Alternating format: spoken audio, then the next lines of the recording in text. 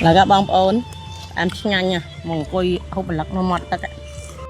បាទបងប្អូនបើក្បាលហូបអាឡឹកមួយសិនប៉ុន្តែមុនហូបអាឡឹកចង់ឲ្យបងប្អូនមកទស្សនាទស្សនភាពវាស្រែវាស្រូវនៅស្រុកភូមិខ្ញុំបងប្អូននាមតែស្រុកភូមិអញ្ចឹងឯងបងប្អូនប៉ុន្តែមួយឆ្នាំពីរឆ្នាំអីមិនទាន់បានទៅលេងស្រែដើរវាស្រែអញ្ចឹងម្ដងផងនេះដោយសារបងស្រីគាត់ថាវាស្រែខៀវស្ងាត់ទៅណាទៅថតទៅដើម្បីឲ្យបងប្អូនបានឃើញថាស្រុកស្រែមិនហើយខ្ញុំក៏មិនបង្អង់យូរទៅជាមួយគាត់ទៅដល់ទៅហើយក៏រលឹកបានមកផ្លែបងប្អូនដែរកាន់បដើថតបដើឲ្យបងប្អូនបានឃើញថាពេលដែលយើងមកស្រុកស្រែយើងមានអាលឹកមួយយកទៅក្រាកាទេញ៉ាំនៅកន្លែងវាស្រែអីចឹងណាបងប្អូនអញ្ចឹងក៏មានអាលឹកនៅផ្ទះស្រាប់ក៏កាន់មកបដើទៅហើយក៏ថតជូនបងប្អូនមើលហើយនេះសិស្ស style ឯងបងប្អូនដូចតែយើងជិះម៉ូតូមកស្រុកស្រែអីចឹងstyle អត់ដឹងថាត្រូវថតមិនអីបងប្អូនហើយវាព្រោះអត់មានកម្រងបងប្អូននិយាយទៅបងស្រីខ្ញុំគាត់អ្នកចាប់ថតតែម្ដងហើយនេះមានតពាំងជាប់វាខ្សែបងប្អូន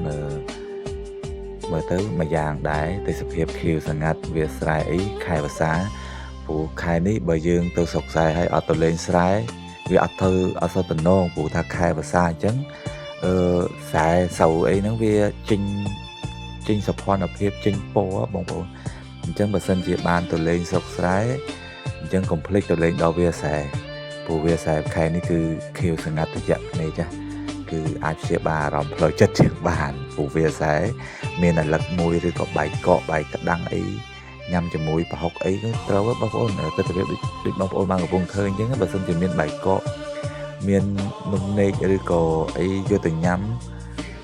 គឺឆ្ងាញ់បងប្អូនដឹងតែឆ្ងាញ់ព្រោះអនុស្សាវរីយ៍ខ្ញុំកាលពីក្មេងអញ្ចឹងដែរខ្ញុំទៅមើលគោមើលអីអញ្ចឹងទៅវិចខ្ចប់បាយទៅញ៉ាំមួយបុកកសាំងបុកអីអញ្ចឹងណាប៉ុន្តែបងប្អូនហើយកាលពីក្មេងមើលគោអញ្ចឹងហើយទៅញ៉ាំបាយអញ្ចឹងយកបាយទៅញ៉ាំ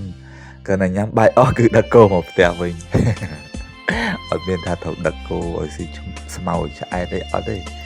តែអស់បាយគឺរករឿងមកត្រឡប់មកផ្ទះវិញ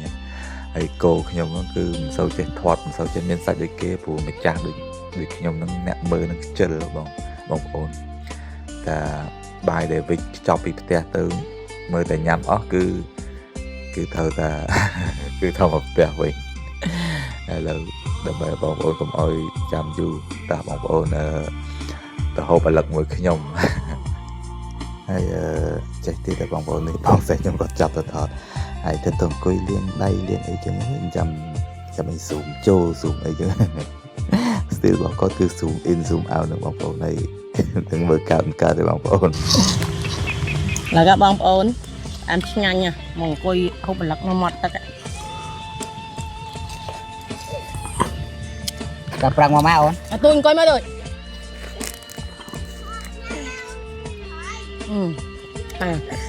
mình cần tận